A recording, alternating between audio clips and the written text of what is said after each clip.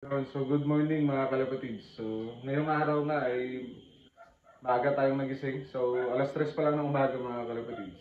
Nagising na tayo para mag-prepare tayo mga kalapatids. So nag-prepare na kagad ako ng ibon.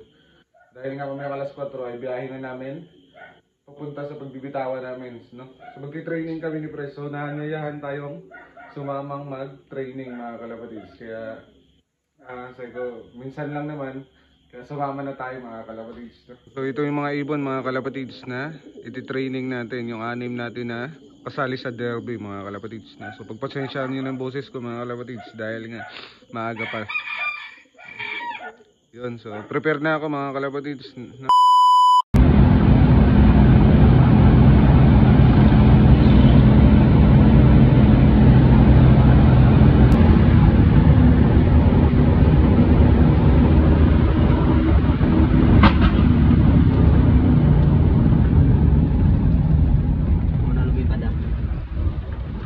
Yun, so dito na kami mga kalapatid sa area no, ng pagre-release na namin. Kasama ko si Pres. Tingnan mo naman, ito yung nakakabilib mga kalapatids. Hindi na kailangan ng training box ng ibon ni Pres oh. Kaya niyang pumunta sa area na hindi nakakulong. Bali wala. Kapail pa lang yan. Ang layo ng ano yan. Hindi rin siya talaga umalis mga kalapatids no.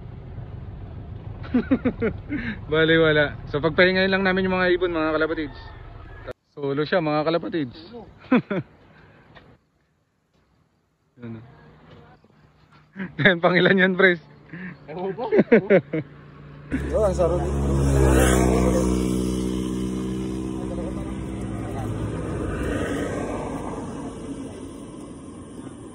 2, 3. Mga kalapatids, binitawan na namin. So time check 7:06 mga kalapatids ng umaga. So yung isa kanina mga kalapatids na single toss tuloy siya. Yun oh. Dami. Diretso agad ah. Ang baba. Ang baba nga. Yun, so wala na mga kalapatids. Ang baba. Yun. Diretso. Yun na mga kalapatids. So ang baba lang ng ano, tabing dagat lang talaga sila.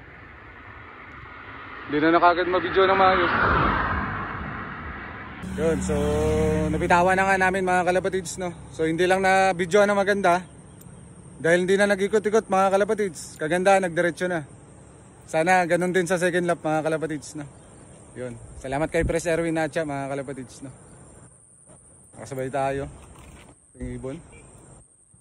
Yun, so good luck sa atin sa second lap mga kalapatids no? Kita kits. Hanggang dito na lang mga kalapatids. Bye.